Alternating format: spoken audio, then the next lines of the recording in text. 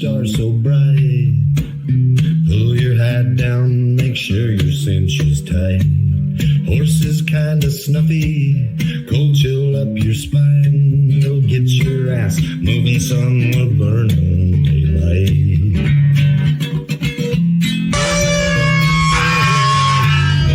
Howdy there, I'm Matt McKinley and we're burning daylight. In the saddle till the job's done right. Welcome to Burning Daylight, the only podcast for the working cowboy. Well, howdy there, daylight burners. Welcome back. Happy Friday. Hope you had a good week. Hope you got a good weekend planned ahead of you. This is the Friggin Farm and Ranch Report for Friday, April 10th, 2026. This is the weekly wrap. And so this week, the JBS workers went back to work in Greeley without a contract. Diesel jumped another 24 cents to $5.64 a gallon. USDA's April WASDE report told you what we already knew. There ain't enough cattle, and we got too much wheat. Cash fats held north of 244 in the south. Feeders stayed pretty expensive, and grains chopped a little bit sideways around that report. But farmer sentiment ticked up to 127 on the Purdue barometer. I don't know much about that, but apparently it's a barometer of the farmer feels. But the fine print says that input costs are eating producers alive. Diesel's up 57% year over year. Nitrogen back over $1,000 a ton.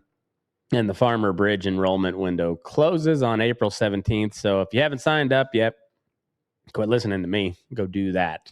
But let's go ahead and get into the show. All right. Before we get into the market, though, let's make sure you go and like, subscribe, rate, review, follow, all that nonsense, that the social media stuff you do. Go do all that, and then come back and Substack too. Make sure you get Substack, burningdaylight.substack.com. But I'm on YouTube, I'm on Facebook, I'm on Rumble, I'm on all the stuff. So go check it out. And then make sure you go check out our first sponsor of the show, Lone Star Stockyards. They're out of Wildorado, Texas. They just they sold about 1,200 head on Tuesday, and they've got their spring horse catalog sale coming tomorrow. The open viewing was should probably over by now. It was this evening, but they're 2 hours ahead of me on Central Time. But the sale starts at 11 o'clock. The open viewing starts at 9, I believe. You can ask your questions there, but they won't be showing on live cattle in the morning. The sale itself starts at 11 o'clock. You can watch along live at cci.live or go park your ass in a seat and check it out. Anyways, Lone Star Stockyards, their number is, like I said, their Tuesday sale at 11 a.m. I always got a Mexican food truck there for the sale. The horse sale tomorrow, Saturday, April 11th, that will kick off at 11 o'clock Central Time sharp. If you got any questions, you can holler. The office is 806-677-0777. A lot of sevens in that number. That's 806-677-0777. Or you can call Bill Martin. He's the owner, 970-302-5834. Or Sheldon Field is the yard manager over there. It's 806-736-0040. All right, let's get into the show, and we'll start with the live cattle. All right, hold on, never mind. Big themes this week. Yeah, JBS is back online, no deal. Diesel stealing your margins. Washington state declaring drought for the fourth year running. The White House is proposing a 19% cut to the USDA's budget, and the Forest Service is moving its headquarters to Salt Lake City. A 2-week ceasefire with Iran that hasn't actually reopened the Strait of Hormuz yet, and Brooke Rollins is catching heat for Easter email. So we got a whole bunch that we're covering up, or we're covering today. Okay, so on the livestock side, where we always start, we got the cattle. April fats finished Thursday at 249.77, up 77 cents on the day. June closed out at 247.20, up $1.27. And the cash trade came in at 246 in the south, steady to $1 higher, and dressed in the north stalled at 210. The board's pressing up against resistance, and cash is still leading. But the leverage is kind of tilted toward the feedlot right now. If you got fats to sell, the packers will actually go ahead and kill them. So April live cattle. All right, feeder cattle. April feeders finished at 372.52, up $1.85. Damn. May feeders 370.42, up 242. And the CME feeder cattle index was at 364.10, down 45 cents on the week. So basically flat. Type placements on the cattle on feed report up 4% on marketing, up 4% on placements, but marketing's down 7% versus a year ago. So that keeps the structural story bullish on feeders. On the slaughter volume, that's where it really gets kind of ugly. The weekly slaughter volume fell from 182,895 for the week ending April 5th. Industry-wide, we're running about 560,000 head per week versus a 730,000 5-year average. So it's 23% below normal packing capacity. And even with the JBS partially back up and running, we're not killing enough cattle to keep up. Okay. All right. And then on the feeders and slaughters. So the big story of the week was JBS Greeley. After a 3-week walkout, the first major beef plant strike since the mid-1980s, 3,800 UFCW Local 7 workers returned to the 5 a.m. shift on Tuesday. But there's no contract. They went back under JBS' last, best, and final offer, and formal negotiations started yesterday, continued on through today. The plant is 7% of national beef processing capacity. My other number said 5. I don't know. Either way, when you're talking in the full percentage points of national processing capacity, it's significant. It's a lot. So it's a big chunk in the cog that is the national beef machine. If talks break down again, analysts are projecting an $8 to $12 per hundredweight discount risk on the heavy fat cattle. So watch the headlines this weekend. We'll see what's going on. All right, on the lean hog side, hogs were at 98.20. May hogs at 98.20. June was at 106.95.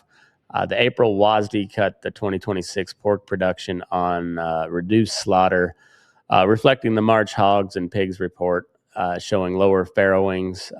Structurally, it's friendly, but cutout and exports have to keep burning it. Box beef closed out at choice at 328.50 and select at 310.75. Cutout was up 240 this week. The choice select spread is widening, which signals there's an improvement in the grading. So the bottom line is the Fed cattle supply is tightening, and cash should push higher next week if the packers need to fill kill slots post the JBS strike. Feeders remain the play for the most part by breaks on April and August contracts. All right.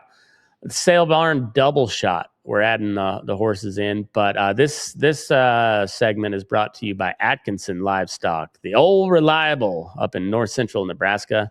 They sell cattle right where they live, tucked up on Highway 20 in the middle of ranch country, and they've been doing it long enough to know the difference between a problem cow and a good one that just needs a change of scenery. They sell every Tuesday, week in, week out. I guess that's not exactly right. I don't want to oversell them. They slow down in the summer months and run about once a month, but then they pick back up in the fall. Anyway, they sale on Tuesday, and you got a barn full of buyers that know what they're looking for. So if you want to see what kind of money they're making for people, hit their website up at atkinsonlivestock.com. They've got market reports, upcoming consignments, and video of the cattle. So you can shop right there from your pickup or the bunkhouse before you ever back your trailer up to the chute. You've got calves to move or bred cows to offer up this year. Give Wes and the guys over at Atkinson a call and let the old reliable go to work for you. Tell him that you heard it on the Friggin Farm and Ranch Report. And what is their number over there? Their office number is 402-925-5141. So that's Atkinson Livestock. Wes Kilmurray's the owner over there, runs that operation. So atkinsonlivestock.com. Give them a holler at 402-925-5141. All right, so the sale barn pulse. I had 5 barns that I had on my tracker this week. Reported a total of 7,249 total head. At an average of 215, 80, 100 weight. Oklahoma City West there in El Reno moved the bulk of them at 3,809 head, average 675 at 238.72. Billings was pretty hot spot this week, 1,936 head, averaging 821, bringing 295.35. Those northern cattle do sell well. That's real good money. Producers Livestock in Texas had 472 head, 678 pound average at 276.65. Torrington moved 482 head of heavy, 1,316 pound cattle at 139.14. That's coal and fed stuff, kind of the bottom end. Producers in Utah ran 550 head of 656 pound average at 129.12. That doesn't sound right. I'll have to check that number. But tones across the West for this week where the runs were pretty light, and buyers are really reaching on the 4 and 5 weight calves. Replacement heifer demand is exceptionally strong, so got light calves and good heifers. This is a good time to sell them if that's what you're looking to do. Okay. On the horse side, all of this information came from my new app, A Man About a Horse. I'm also that thing's going to be pretty cool. Building it out right now.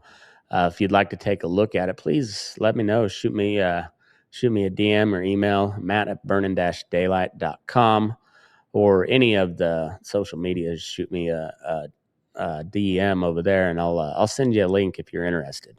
It's pretty cool. But anyway, all the sale barn information I got was through this program that I've built. The coal market index that I've created on that deal tells you what the coal market looks like. It's a 0 to 1 rating, and this week was a 0.62. That was up from a 0.58 last week. So the Kill Flyer buyer floor is rising on tight packer supply, and per round rates are trending above 55 cents a pound for the first time since early 2025, first quarter, if I remember right. But the market signals on that looks like the broke ranch geldings are bringing, this is grade horses, are bringing somewhere in the 12 to 2,800 bucks a head. This is all loose horse sales through the sale barn. Registered quarter horses that are ranch broke are bringing good money, 2,800 to 6,000 range. Killblier floor is running anywhere from 48 to 58 cents a pound. Grade mares are not doing real well. They're soft at bringing from 250 to 600 bucks a piece. Unstarted yearlings, not many worth getting a look at them. 150 to 500 bucks. And trending down. BLM Mustangs that are gentle, they're running from 3 to 900, holding steady. The Fallon over at Fallon Livestock Exchange on April 5th, they moved 34 head, average of 485 bucks a head. Kill floor was at 52 cents a pound. If you listened to the show yesterday, you already heard this, but I'm just going to repeat it because kill floor over there was at 52 cents a pound, and the top private treaty sale at 2,200 bucks. Solid ranch geldings moved well. The thin and old stock sat at the kill buyer floor, and the BLM Mustangs were pretty slow. OKC West in El Reno was a pretty hot barn. Moved 128 head, biggest run of the month, and they were commanding premiums, but grade mares not selling worth a damn. Shasta, California, 52 head broke ranch horses, drawing strong private interests, and yearlings were pretty soft. Top private sale at 3,500 bucks. Enumclaw, Washington, was a pretty light run at 41 head. Drafts and draft cross were moving pretty good. Ponies and minis, not so much. And kill buyers were active on the thin stock. So on the horses, bottom line is if you got good broke geldings to sell, it's a good market for them. And if you're buying colts or grade mares, you can get them for pretty cheap, it seems like. All right, on the grain side, with the WASDE coming out this week, and the report was about as exciting as watching paint dry in the wind. May corn is 450 or 445 to 450 range. Monday closed 449, down a nickel. The WASDE left the 2025-2026 ending stocks unchanged at 127 billion bushels.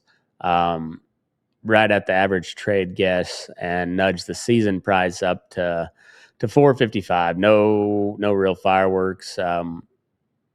Just kind of in that same range. Soybeans around 11.58, down 8.5 cents Monday, and then they were pretty soft all week.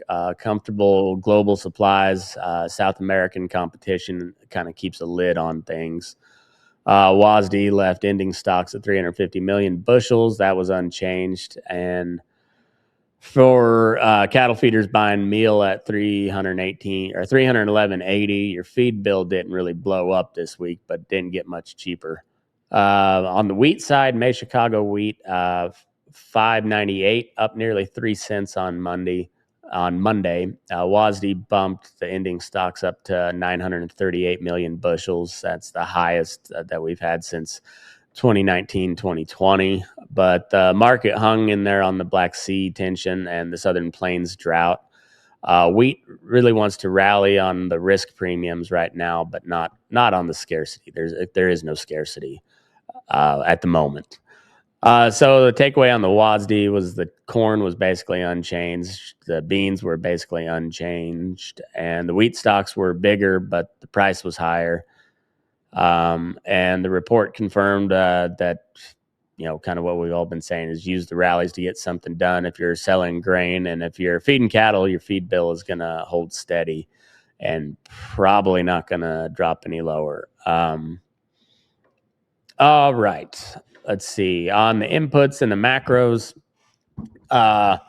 this is the part of the ledger that's really doing the hurting. Diesel, the national average for highway diesel was $5.64 a gallon for the week of April 6th. It's up 24 cents from last week, up over $2 from a year ago, 4.5% jump in 1 week, and 57% higher year over year. So doesn't matter what you're doing, if you're just, running a truck, you're feeding cattle, you're hauling hay, you're putting miles on your pickup. The single biggest cost of the cost story of the week is just that. So either one line item on your budget is a rounding error compared to what diesel. Every other line item on your budget is a rounding error compared to what the diesel just did to you. On the crude side, West Texas index is hanging in the high 90s, close up to $100 still, down from the 110 that was earlier, but still high. War premium is fully embedded from the Iran deal. And even with the ceasefire, the Strait of Hormuz is barely trickling through. As far as I know, only a couple tankers have gone through since the ceasefire was announced. And part of that has to do with the war part, and then part of it has to do with the toll that Iran is charging, and it's something like $2 million a ship, or like $1 a barrel of oil, I think, something along those lines. So if they start paying that, that's just also going to get baked into all the cost. J.P. Morgan warned today that oil could retest wartime highs if the Hormuz flows don't normalize by July. So your diesel bill is not going down anytime soon, it looks like. Fertilizer, DAP 682 a ton, urea is 549, potash at 398, and nitrogen's back over 1,000 a ton in some markets. The tariff impacts are very real. The fertilizer imports are down 33% from the exempt countries, and then from the countries that are tariff affected, they're down 47%. So that's that leads to scarcity in the domestic market, and then it's a tax on the tariff stuff as a direct tax on every acre that gets planted. So on the lending rates, FSA farm operating loans 4.75 for April, prime rate 7.75, and the feeder finance at 8.25. Nothing's getting cheaper there. Farmer sentiment side, the Purdue Ag Economy Barometer rose to 127 in March. It was up from 116 in February. The second straight month of improvement, but it's still below where it was in March of last year. And producers have flagged rising input costs as the number one concern. Not a big surprise there. Okay. On the stock side, the S&P finished out around 58.42. Dow was at 42.150. Nasdaq at 18.325. Up slightly on all fronts. Gold was flirting with $2,200 an ounce. None of that pays your fuel bill, but it tells you that the macro crowd sees that inflation is going to stick around. But bottom line is that diesel's the headline, and fertilizer is a big body blow, and interest rates are just keep hitting you in the mouth. So this week raised your cost of of doing anything. The cost went up, and you didn't have to do anything. All right, on the drought side, drought and weather. April 9th, we reported 50.18% of the U.S. and Puerto Rico in a moderate drought or worse, up slightly from 50.07% last week. 60% of the lower 48 is in drought. The needle didn't really move much nationally, but the West got worse. Drought and dryness worsened across the West, the Southwest, and the Mid-Atlantic. Southern plains are still really ugly. 100% in drought with significant acreage in the D3 and D4 range. Yeah, so if you're running cattle down there, it's everything's on a real short leash. Washington State declared its fourth consecutive drought emergency on April 8th. Snowpack at 50% of normal, even though the winter precipitation came in at 104%. So it just came as rain instead of snow, and the state's distributing $3 million in emergency grants. That matters for hay and forage and water-dependent ranches across the entire Pacific Northwest. But bright spot, the Central Corn Belt got a drink, 2 to 5 inches of rain, improved conditions in Iowa, Missouri, Illinois, Indiana, Ohio, and then parts of Texas, Oklahoma, and Louisiana. Sets up better soil moisture for planting, but also means muddy yards and slow field work. But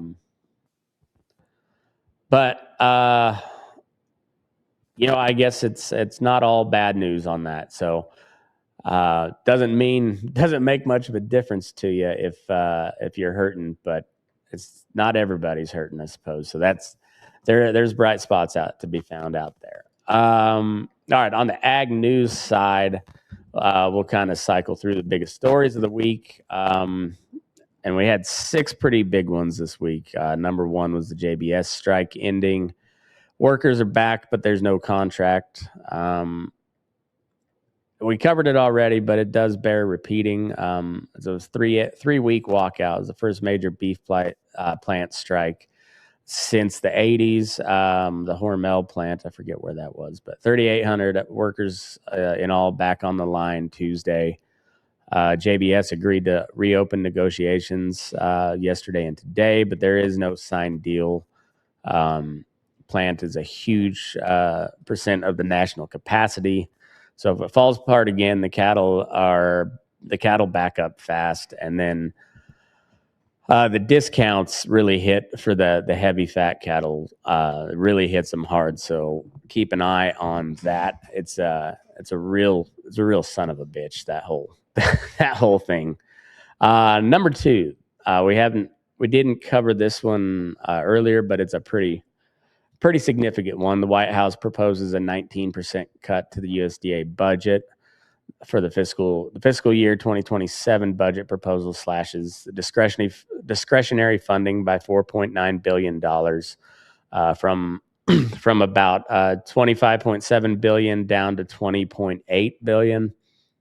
Food for Peace was zeroed out completely. Cuts to rural programs, ag research, and the Agricultural Marketing Service, or AMS, including organic programs.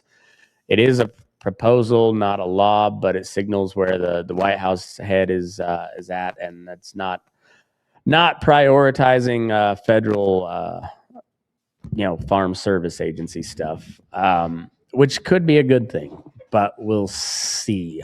Number 3, the FBA enrollment closes on April 17th.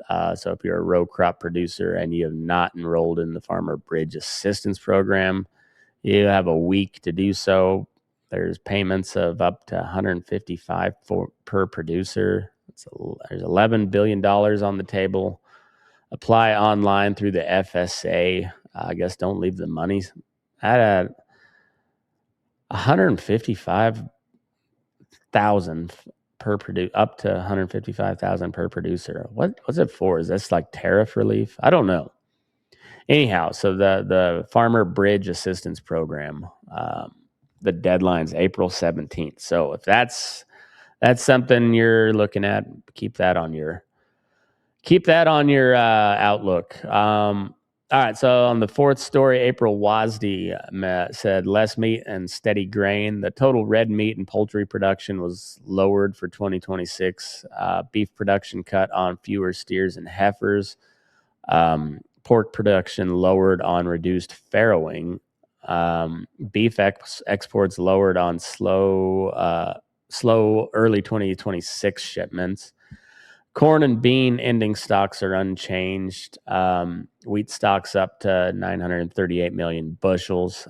Structurally higher meat complex supports your calf and fat prices, but also means that grocery store beef stays expensive through the demand, enough that the demand risk is very real.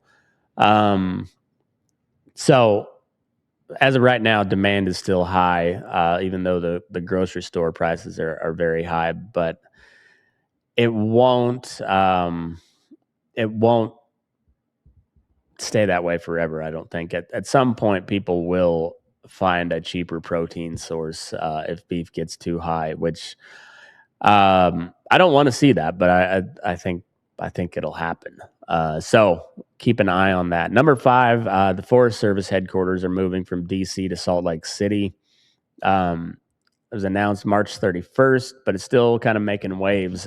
Forest Service is going to relocate to the Bennett Federal Building in downtown Salt Lake City, shifting about 260 employees to the west, closing all 9 regional offices and replacing them with 15 state-based directors and 6 operational hubs in Albuquerque, New Mexico, Athens, I guess that'd be Athens, Georgia, Fort Collins, Colorado, Madison, Wisconsin, Missoula, Montana, and Placerville, California. So that's not too far from me.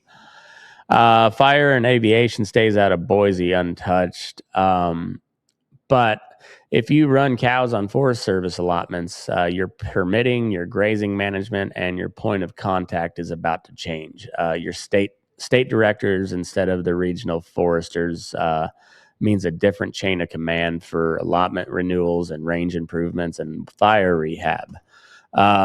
Montana's Missoula office becomes a state director in Helena, and Wyoming gets Cheyenne covering 3 states. Idaho gets its own in Boise, and the transition is where things are going to get lost or delayed or reevaluated. If you have a grazing permit renewal, a NEPA process, or a range improvement project in the pipeline, confirm right now where your file sits and who's handling it before they start shuffling chairs this summer.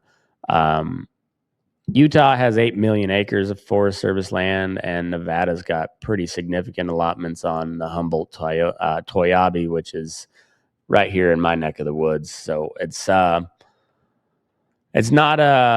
some abstract project. It is happening, and there will be some sort of transition process. Whether it's a smooth one or not, I would lean probably towards not, but we shall see. But keep an eye on that. There we are. Okay. On the war reel, I don't, not necessarily because we like doing this, but every time some shooting starts around the oil fields and the shipping lanes, your diesel bill and your fertilizer tab go up and up and up. So we'll start with Iran because that's where all the real stuff is. The chain of events from this week. So Iran and the U.S. and allies agreed to a 2-week ceasefire window on Monday, but on the water, it's been more of a pause. There's been a couple Iranian-backed militia attacks in Iraq and Syria that they were kind of held under control by U.S. air defense. The Houthis in Yemen fired off a few more drones towards Red Sea shipping lanes that got shot down. And an Iranian fast boat probed tankers near the Strait of Hormuz before backing off when U.S. and British naval patrols closed in. None of that shut the lanes off completely, but it kept the insurance premiums incredibly high, and the traffic was very cautious and slow. On Hormuz specifically, the flows ticked up a little bit from last week, but we're still well under normal. And so it's just barely a trickle instead of, opening the flow. Tanker operators are staggering departures and sailing in convoys when they can. paying through the nose for the war risk coverage, and then also for the toll that they have to pay from to Iran. And I think they have to do it in crypto, maybe, and that's probably because of all the sanctions on Iran. But anyway, this is why crude is still hanging around that $100 a barrel mark, even with the ceasefire in place. The market doesn't believe that this thing is settled. I don't necessarily think so either. But the market thinks everybody's just reloading. And the biggest thing is that it hits it makes a big difference to agriculture, because every barrel that struggles to get through the Hormuz Strait shows up as an extra dime or quarter or 50 cents or $1 on your diesel pump, and an extra couple bucks on your fertilizer freight. The shipping lines are already passing through higher bunker fuel costs and high and war risk surcharges on grain and fertilizer and container traffic. But that's the transmission belt from some, like, jihadi on a gunboat in the Persian Gulf Strait. But that all has an effect on your hay truck and your feed deliveries and the bill for your next load of fertilizer. So the open source intelligence people on Twitter and Telegram have been hammering the same point all week, that this is a war premium market and it's not a peacetime market. And you can see it in the options pricing on crude, and in the way every little headline, jars the market a buck or two, even when nothing really happens. So the best way to think about it back at the ranch is that to budget your fuel and fertilizer at the high end of the range for the rest of 2026, and treat any price break as a gift and not something that to expect next week. So like if you see a little dip in fuel, buy it, because it's probably going back up. On the Russia-Ukraine front, not covering a whole lot there today, because I just want to cover what affects us here. But this does affect us. The Black Sea grain exports kept moving this week, but they're under heavier insurance cost and constant risk of drone strike, especially on like port infrastructure. And that's a steady risk premium under the world wheat and corn floor, that even with the big stocks that we have, which is part of why your local wheat bid hasn't completely fallen out off the shelf. If that corridor ever actually gets shut down again, it doesn't make the U.S. grain scarce, but it does really whip your futures and your basis around enough to matter for the feeders and the crop guys trying to hedge for feed or production, feed for production. So bottom line on that is the Iran and its proxies are keeping a hand on the spigot in the Hormuz Strait and the Red Sea, and then Russia and Ukraine are keeping a thumb on the world wheat scale. And you're paying the tab on diesel, fertilizer, freight, and the price volatility. And you don't get a vote on foreign policy, so we don't get a say on how you budget. You just got to plan for the high prices, basically. That long story short, there is just budget for high inputs. That's kind of all you can do. But if the war risk does back off, you can put some of that savings toward paying down your note, buying some more cows. They're not getting any cheaper, and buying some more of everything that you might need, because it's not going down anytime soon either. All right, we'll ease off on the doom and gloom, and we'll talk a little bit of ball to close it out. But the A's are starting to get back on track. They've picked up a win in their last two series. They beat the Astros at home, and they beat the Yankees in the Bronx, 2 out of 3 on both. Jeffrey Springs pitched a absolute gem the other night. 7 shutout innings, 1 hit, 6 punch-outs, and 2 walks. 90, 93, 94 pitches total. Really good performance by the lefty. And the Rockies, I'm wearing my Rockies hat because I've got a little bit of hope injected. The Broncos ownership group just bought out 40% stake in the ownership of the Rockies. The Monforts are still holding the majority stake, so they're probably still going to be terrible, but this does give me some hope for the future because the Broncos do try to win on a regular basis. I know it hasn't shown much in the last decade, but the last couple of years show anything that they are serious about winning some football games. So that gives me a little bit of hope for the Rockies. And the Rockies are playing really good ball right now. They're hovering right around 500. I think they're a game back of 500. They lost on a walk-off salami in the 10th inning against the Padres last night. So, but that put them on the losing side of 500. But they were at 500 and they swept the Astros, I think. Really playing pretty good ball. So I think they've blown past the risk of breaking the all-time loss records. So if they're not going to do that, we might as well root them on winning. So let's go Roccos. Maybe we'll see a new tune being played there in Denver. We'll see.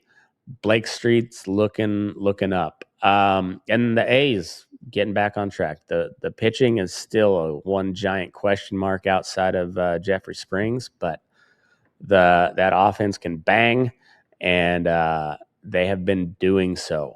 And I'm looking forward. There's a lot of good matchups going on this weekend. The A's just picked up the first game against the Mets 4-0, and I won that bet as well. So great work from the A's, and we'll see if the Rockies can bounce back against the Padres tonight. All right, on this day in history, April 10th, 1912, the Titanic steamed out of Southampton on her first and only voyage, billed as basically unsinkable right up until it met one chunk of ice that disagreed. It's a reminder that somebody tells you the market can't go down, fats, corn, land prices, whatever, that's when you start checking where the lifeboats are and make sure you know damn well how your hedge account actually works. Actually, little known fact, I guess it's become more known over the past few years, but some of the loudest voices against the creation of the Federal Reserve Bank were aboard the Titanic and went down with it, and thus making it easier for the institution of the Federal Reserve to take place. And if you listen to Ron Paul or me, mostly Ron Paul, I just kind of parroted what Ron Paul said. The Federal Reserve is the main problem. It's what runs all the inflation. It's what has put our currency into fiat status. Well, that and Nixon helped do that really took an axe to it by taking us off the gold standard. But anyhow, the Federal Reserve, Woodrow Wilson, single-handedly the worst president in U.S. history. Sorry, Joe Biden. Sorry, Donald Trump. You don't get that title. That is clearly Woodrow Wilson. But anyways, Titanic left Southampton Harbor on this day in 1912. I'll go a little bit further back. On April 10th, 1815, Mount Tambora blew sky high in Indonesia. It's one of the biggest volcanic eruption in recorded history. It helped set up the year without a summer, and it wrecked crops across half the world. Compared to that, a cranky WASDE and a 24-cent jump in diesel are not the apocalypse, but they are a reminder that weather and black swan stuff can humble even the best laid farm and ranch plans in about 5 minutes. And fast forward to April 10th, 1998, The Good Friday Agreement got signed in Northern Ireland and finally put a lid on decades of bombs and bloodshed known as the Troubles. The Troubles. That's proof that even ugly, long-running fights eventually get some kind of off-ramp, which is worth remembering when we talk about Iran or Russia or whoever else we're trying to meddle around in. Venezuela, Cuba, who knows. Anyway, and then for this week, we're going to end on an oddball story. And this was from our favorite laboratory of bad decisions. It's a place known as Florida. Down in Lehigh Acres last month, a transport driver was hired to haul a brand new Porsche. It was worth about six figures. It was sitting in an enclosed trailer from South Florida to a buyer up in the Midwest. So it was a Porsche and like two scooters, I think, like motorized scooters.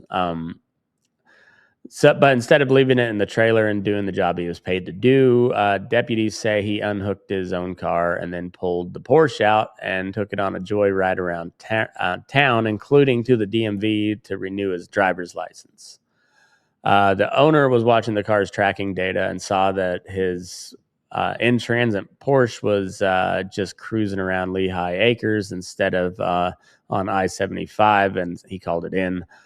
The deputies used that tracking information to find him at the DMV behind the wheel of the car he was supposed to be delivering, and they hauled him off on a stack of charges. So the Porsche didn't get wrecked, and the driver and the trailer didn't get wrecked, and nobody went to the hospital. No damage, but the guy went to look really cool when he renewed his license, and somebody with a car worth six figures probably has a way to look at it. So turns out they did, and so little reminder to try to know who's hauling your cattle and stuff next time, or your grain to an elevator, or your paperwork to some alphabet soup office. Most people do the job right, but every now and then there's a jackass that takes your Porsche for a spin instead of delivering it to you like he said he was going to. So anyways, on this day, our lesson is pretty simple: that ships can sink, volcanoes do erupt, and peace deals will eventually get signed. Nobody's usually very happy about it. And somewhere in Florida, there is some guy doing something that will make you shake your head and laugh and probably shit your pants all at the same time. Anyway, keep your lifeboats ready on that one. Keep an eye on the weather and do the job that you're supposed to do. All right. Well, that's all I've got for today. But before we get out of here, tip of the hat to the new sponsors, Lone Star Stockyards and Atkinson Livestock Market. The old reliable Lone Star's down in Wildorado, Texas. They're outside of Amarillo. Atkinson's up in central Nebraska on Highway 20. Both of them selling cattle every Tuesday. So check them out. And thanks to those guys for sponsoring the show. Thanks to you guys for listening. Please go follow me. Rate, review, subscribe, follow, like, share, retweet, all of that good stuff. Do it all. Burning daylight. Go subscribe to the Substack and check out these apps that I'm building. I think you're going to like them. Like I said, if you, especially if you train horses for a living and you see a lot of horses, hit me up. I think we could do something. You could help me out, and maybe I could help you out. We don't know. I don't know. We'll see. But anyways, thanks for tuning in. We'll be back next week for more episodes of the Friggin Farm and Ranch Report. But thanks for tuning in. I'm Matt McKinley, and move your ass. We're burning daylight. Go Rockies. Go A's.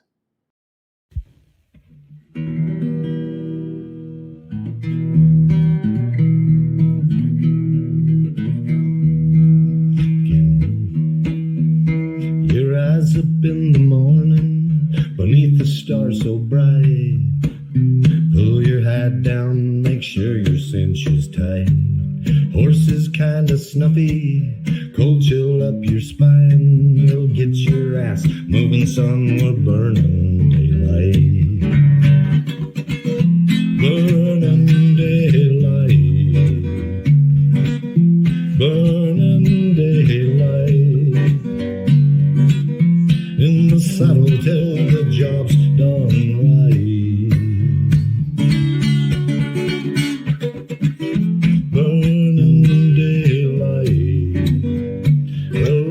Just together, and you won't catch 'em all. But when you ride through the gate, make sure you sit up tall. I can see the horizon, it's looking pretty bright. Well, get your ass moving, son, we're burning daylight.